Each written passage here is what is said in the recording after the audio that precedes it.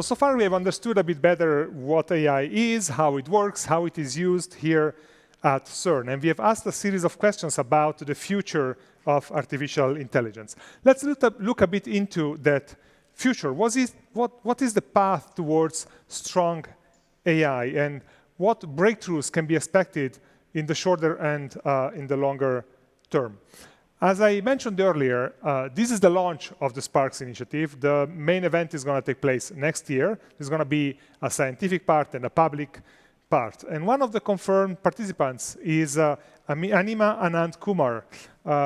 She joins now from Los Angeles, California, where she's the Bren Professor of Computing and Mathematical Science at Caltech, and she's also Director of Machine Learning at NVIDIA.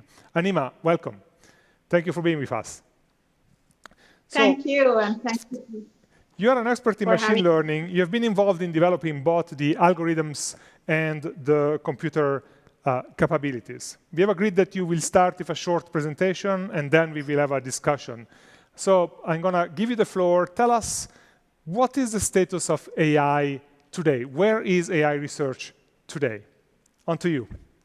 Today, I'd like to give a brief overview of the path towards generalizable AI. Over the past decade, deep learning has seen such tremendous developments. And I'd like to call this the trinity of AI, because the deep learning algorithms are just one facet of this trinity. The other two important facets are data, and it started with the collection of ImageNet dataset at scale, and the compute infrastructure, especially from NVIDIA GPUs. So the three of this coming together, data, algorithms, and compute, has created this deep learning revolution. And for us to take this path forward, we need to ask how to innovate on all these three fronts. And indeed, we've seen such impressive growth. You can think of many important developments over the past decade. For instance, the deep reinforcement learning beating the human champion in Go, or the NVIDIA GANs generating such photorealistic images of human beings that you cannot tell that they are not real people. And so these are aspects that we hadn't imagined a decade ago.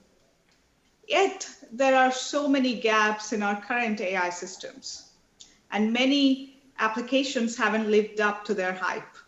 For instance, autonomous driving has been in the news so much, but we still don't see fully self-driving cars on our streets.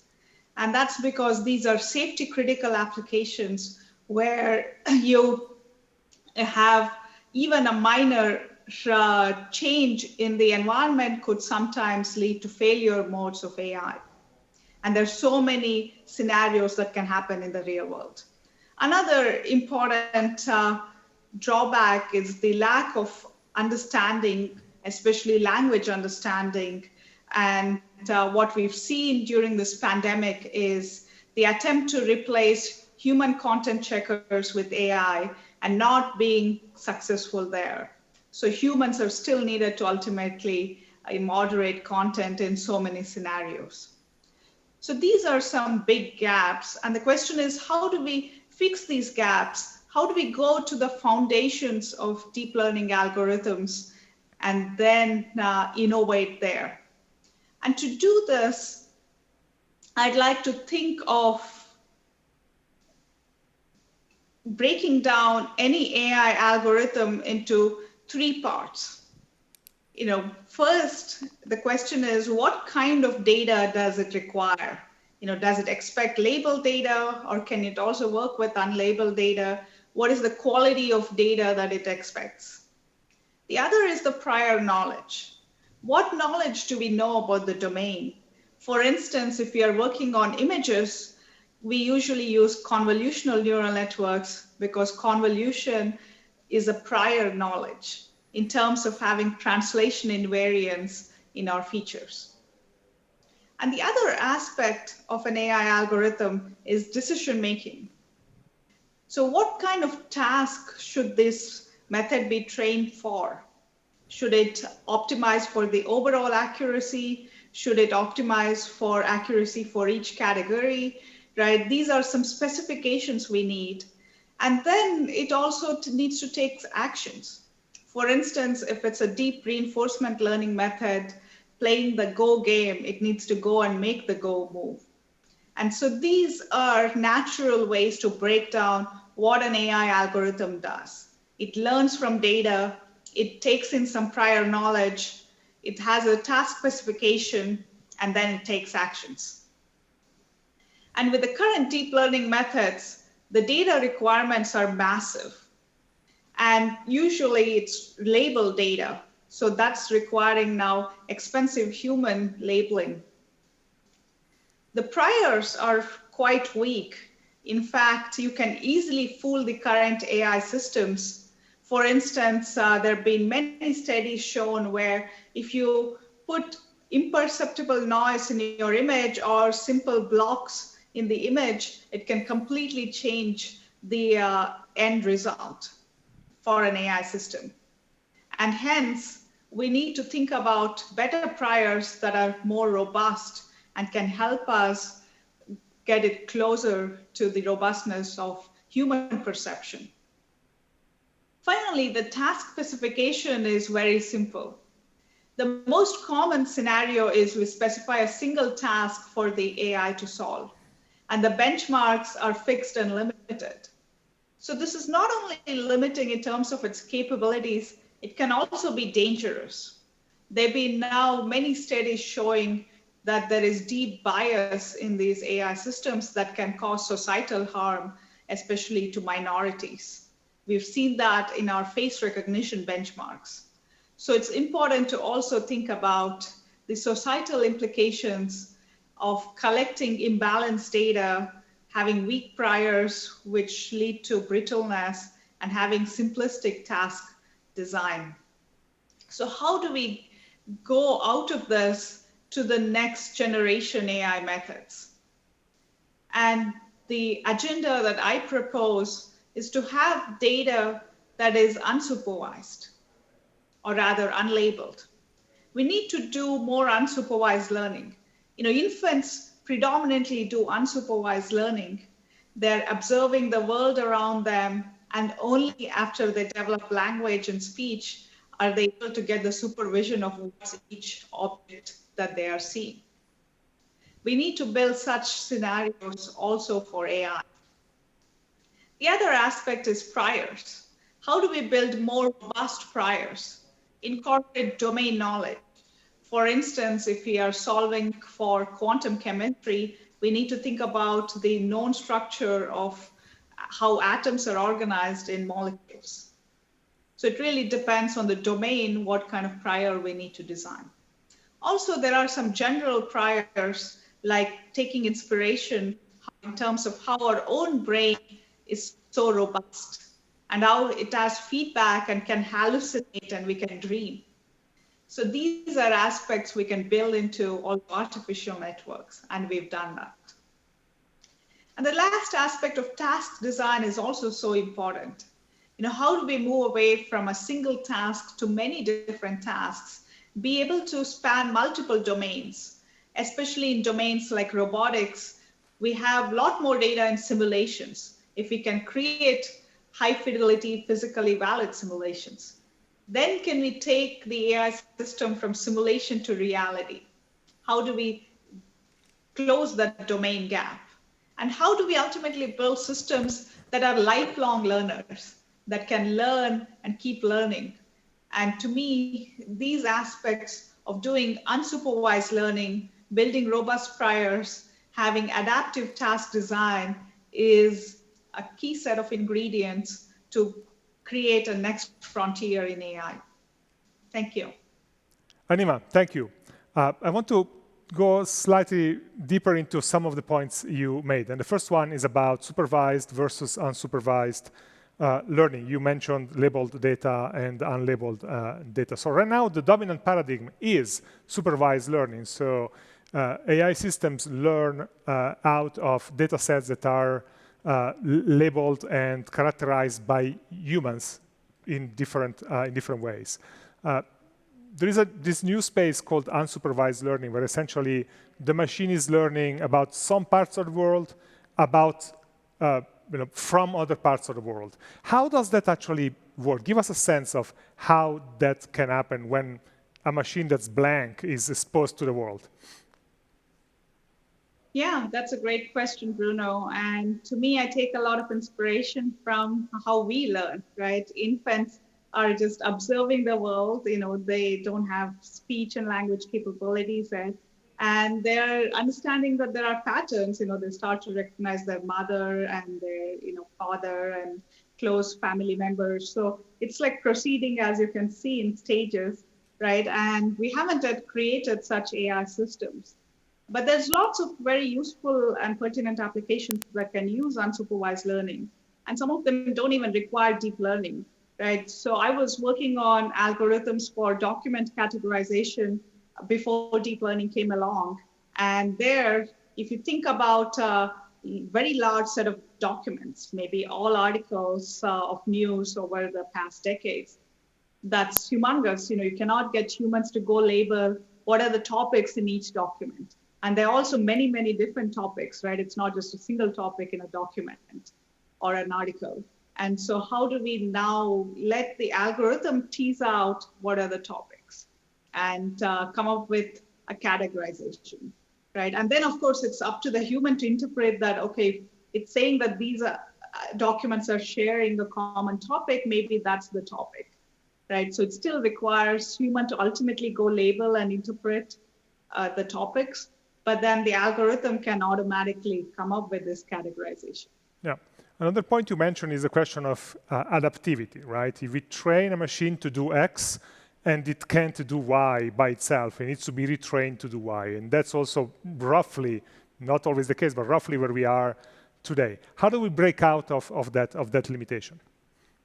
Yeah, that's a great point, Bruno. And I think it, of course, depends on the application. I think the most common ones involve robotics, right? So a robot that is interacting with the environment can come up with so many different scenarios. We have a paper that's appearing in the conference of the Robot Learning Conference next year, where we show that designing it in simulation, you can let it now have a curriculum. So this four-legged robot can first learn to walk slowly, then quickly on a treadmill, then it can come up with more complicated moves. It can start climbing. So you can give it a whole curriculum of tasks in simulation. And then bringing that to the real world, you need robustness. And what we've done is hierarchical reinforcement learning. So meaning the low-level controllers, you're not learning from scratch, right? And there's no need to, because control theory has given us there are control people who've designed such robust controllers. So if the controllers can do primitives like walk, trot, or stand, what the learner is doing is learning how to mix it up to adapt to different surfaces. So even if it comes across a frictionless surface or a low friction surface, a slippery one, it can still stand, whereas a system without adaptivity would slide out. So you work at the interface of business and academia, right? I mean, you work on both sides of the equation. Where do you think the next big breakthrough is going to come from? Yeah, I mean, I'm so privileged to be both at NVIDIA and Caltech, and bridging the gap between industry and academia gives us so many new opportunities. And I think, to me, the next breakthroughs will come from such collaborations. One example is the project that we are doing to replace traditional methods to compute quantum energy calculations. These are hugely expensive calculations with deep learning. So it needs domain expertise. I'm working with Tom Miller at Caltech, collaborating with him, his professor in chemistry, with deep domain knowledge. And also now scaling it up in collaboration with NVIDIA to really large supercomputing scale. And so as you can see, it requires deep collaborations and deep knowledge. But ultimately bringing this together can unlock so many new things. For instance, drug discovery is very much having the energy calculations as its foundation, discovering new materials, new catalysts for renewable energy. All this has that as the foundation. So to me, taking the foundation from the sciences, right, and then accelerating that with AI and deep learning, and hence enabling new scientific discoveries, that's what is my passion.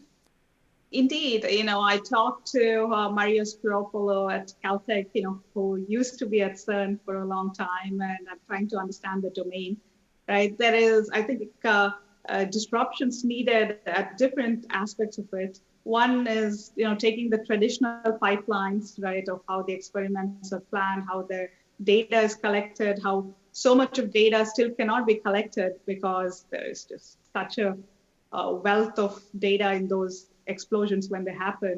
So how do we, kind of make better sense of what to collect, how to design experiments, and how to do the post-analysis, and ultimately make this available to a broader scientific community, right? So that people can see how different algorithms are working, they can share more easily, they can reproduce better. I think all aspects of this will see better evolution, and I think that's really exciting to be a scientist in this decade.